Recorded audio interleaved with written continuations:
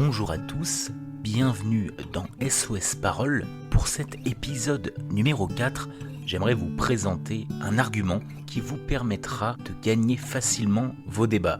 Il s'agit de l'argument d'autorité. Qu'est-ce que l'argument d'autorité ? Il y a argument d'autorité lorsque votre principal argument pour appuyer vos propos et vous rendre crédible tient au fait que vous êtes ou que vous déclarez être un expert dans le sujet qui occupe votre conversation. Prenons quelques exemples. Je suis médecin, vous ne l'êtes pas, donc excusez-moi, mais votre avis sur ce médicament ne m'intéresse pas. Ou bien d'évoquer que vous avez déjà fait des recherches sur ce sujet et que vous êtes donc légitimement plus apte à en parler que votre interlocuteur.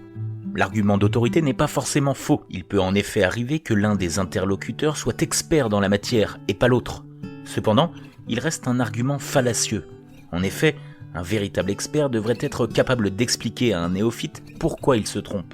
Si son seul argument se résume à « j'ai raison parce que j'ai un diplôme et pas toi », c'est à peu près l'équivalent d'un gamin qui taperait du pied en criant « c'est moi qui ai raison parce que c'est moi qui ai raison, c'est tout ». Commençons par l'argument d'autorité simple. C'est le plus facile à repérer, il consiste à se parer de son titre et ou de son expérience pour éviter tout débat et exiger qu'on vous croie sur parole. Par exemple en disant des phrases comme « j'ai longuement étudié sur le sujet »,« j'ai un diplôme dans telle matière »,« j'ai 20 ans d'expérience dans ce secteur ». C'est aussi le plus facile à dénoncer et à contrer. Pour cela, il suffit de répondre quelque chose du genre « je ne doute aucunement de votre expertise, mais justement, puisque vous êtes expert en la matière, j'aimerais que vous nous expliquiez précisément ce qui cloche dans mes arguments. Si votre contradicteur est de bonne foi, il vous expliquera. Vous pourrez avoir une discussion constructive. Il se peut même que vous vous rendiez compte qu'il a effectivement raison. En revanche, et c'est là une façon infaillible de repérer l'enfumage, le pseudo-expert de mauvaise foi vous répondra alors un truc du style « écoute, on n'a pas vraiment le temps de rentrer dans les détails ici ». Ou encore « tu sais, c'est très technique et un peu compliqué à expliquer ». Bref, il va essayer de se défiler.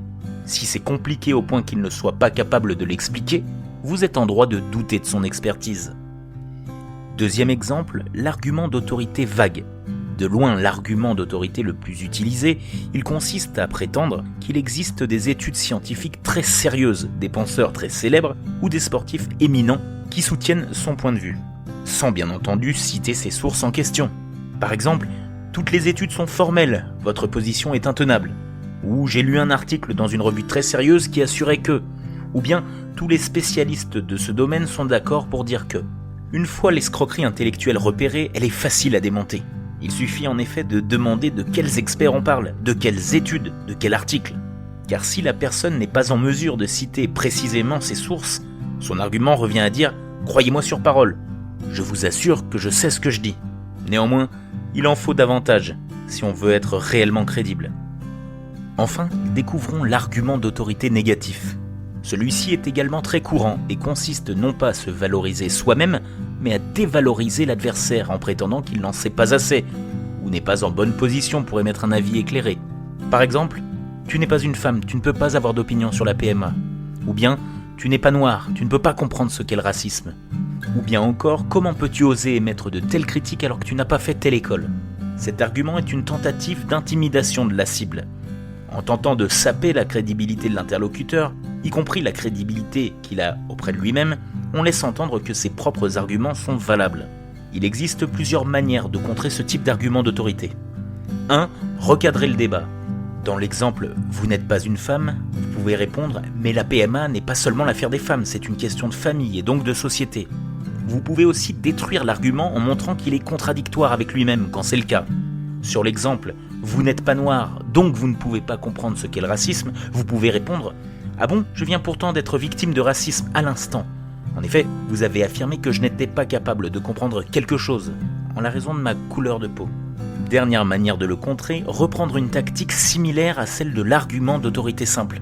Par exemple, pour le cas « comment tu peux te permettre de telles critiques alors que tu n'as pas fait cette école ?» vous pouvez répondre « j'imagine que puisque tu es normalien, tu sais ce qu'est un argument d'autorité fallacieux. Je suppose donc que tu ne vas pas te contenter de cela et aller m'expliquer exactement en quoi j'ai tort, selon toi. » C'est-à-dire jouer sur le terrain de l'adversaire en lui répondant de donner plus d'explications.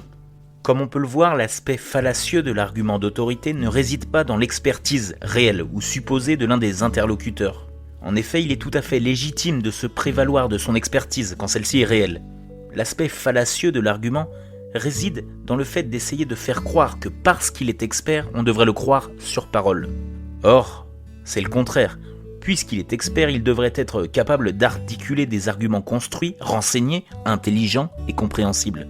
S'il a besoin pour être crédible de se parer de son titre, c'est que ses arguments sont faibles. Dès qu'on a cela en tête, l'argument d'autorité est donc assez facile à démontrer. J'espère que ce cours a pu vous aider à en connaître davantage sur l'argument d'autorité. Je suis sûr que vous avez déjà rencontré une conversation où ce type d'argument était évoqué. Retenez le plus possible de ce cours. Ainsi, la prochaine fois que quelqu'un utilisera un argument d'autorité contre vous, vous serez capable de vous défendre. À très bientôt pour un nouvel épisode de SOS Parole.